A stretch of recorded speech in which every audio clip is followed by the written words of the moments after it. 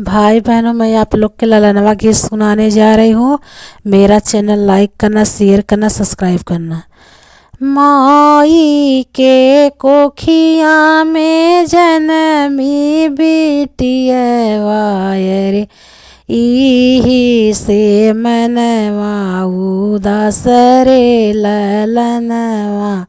अरे इही से घरवा उदास रे ललनवा। माई के कोखिया में जनमी बिटियवा रे, इही से घरवा उदास रे ललनवा।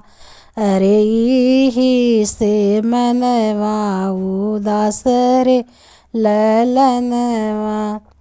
दुअरे से उठले नीरज कवने रम, सुन धन अरज है मार रे ललनवा।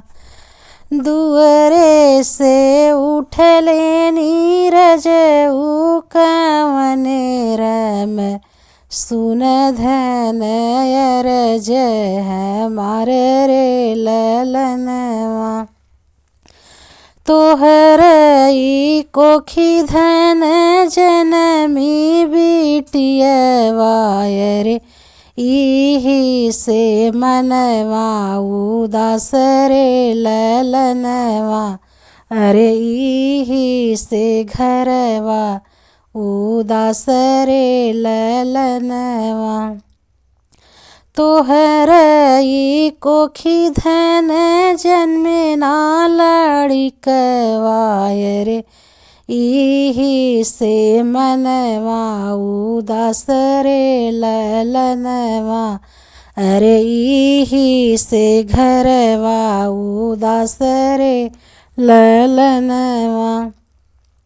इतनी बचन सुनी बेटी हो कवनी दे, सुन पापा अरज है मार रे ललनवा। हमरई माता पापा कुछो जीनी कह रे, हम के त खोज पापा महलाया टारी। अरे नाही खोज बंगला दो बंगला रे ललनवा। हम के त खोज पापा टूट ही माड़ैया रे, उही घरे करबई गुजारा रे ललनवा। हम के त खोज पापा टूट ही माड़ैया रे, वही घरे करबई गुजारा रे ललनवा। खाई के खाबई पापा रूखी सूखी रोटिया रे, पहिरब फटही लुगरिया रे ललनवा। खाई के खाबई पापा रूखी सूखी रोटिया रे, पहिरब फटही लुगरिया रे ललनवा। ऐसन नैहर पापा कबहू न आउबई रे, छोड़ी दे बई नैहर के लोग रे ललनवा।